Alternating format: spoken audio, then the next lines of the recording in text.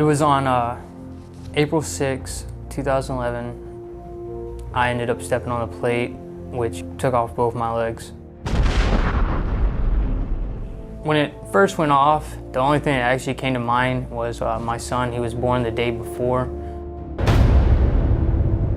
We were hit by an IED, and honestly, after the explosion, I don't remember anything other than waking up in Germany. They loaded me onto the bird. I remember sitting at the operating table and the doctors, and I was told that I went to Germany first and then to Walter Reed. When we found out, it was about 5 in the morning. His first sergeant called and said, "Is this Scarlett Fanene?"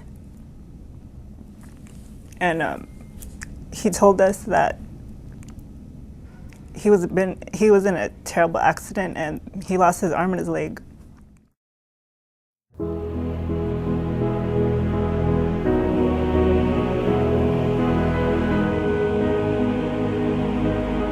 I woke up to my wife's voice. I never really asked what was left because I kind of knew, but I didn't really want the answer. I really did not want my family to see me that way. Like I said, I couldn't move. I stayed in bed for 3 weeks. By the time I was out of ICU, I couldn't roll over on my own, I couldn't sit up on my own. I just run in the room to go give him a hug, and then I have nurses yelling at me and stuff, and so I had to get pulled out of his room before I can even touch him, and I'm just standing out there just waiting, just staring at him, and then I wanted to cry because all I wanted was my husband. When you first go into therapy, you actually get to see those different patients at different stages, and it gives you hope because you can see guys with running legs, with sea legs, walking, running. So you know that you can too reach that point eventually. It's just you're in a different stage of your recovery than they are. Once I got out, I started doing physical therapy on just getting me back up and moving. And then from there, we started looking more into prosthetics, and then I was able to start walking on sea legs.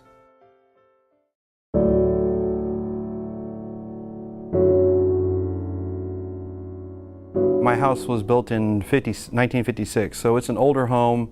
Back then they didn't have the ADA requirements that, doorways be specific heights or widths, and so my hallways are very narrow. I can't turn around in my hallway. I have to go straight down and either go into a room and turn around or come back out. When I get into the shower, I have to have my prosthetics on because the doorway's so narrow I can't get the wheelchair in there. It's very challenging. And then the stairs, they're very steep.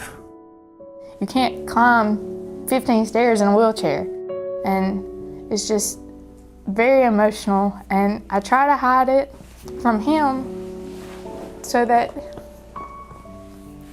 he doesn't have to see me upset. I try to be the strongest person because I do have Kason and I do have him, and I'm not hurt.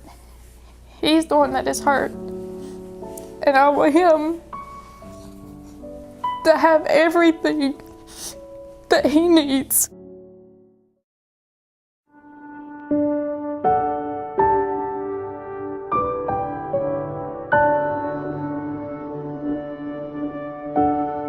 The first thing that I see when I look at the new plans of these homes and what they're offering to me and what the thing is it's like giving me my independence back. Seeing how they have the automatic front door opener so that I can hit the button and go in, that was amazing. The kitchen actually seemed really cool because they have underneath the sink and the counters, you can actually roll up so you're right next to it. You can be sitting in a wheelchair and cook, use the stove, be in the kitchen.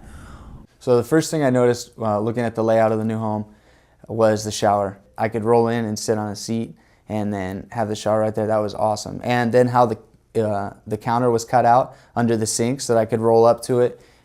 I'm not gonna feel as though I'm bound, I can't do things, and I think and that's a major relief for me.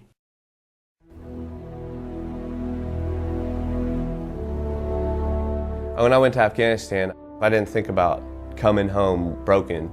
I thought about either going or not coming home. Homes for Our Troops is incredible.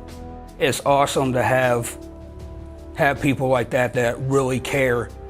For Homes for Our Troops to give us this home, it seems like a thank you is not enough to compensate what they're doing for us. It's a life-changing gift, and it feels good to feel the appreciation and the patriotism. It's very overwhelming to have this opportunity, and we couldn't be more grateful. This will definitely be a new beginning for us, and that's what we need at this point.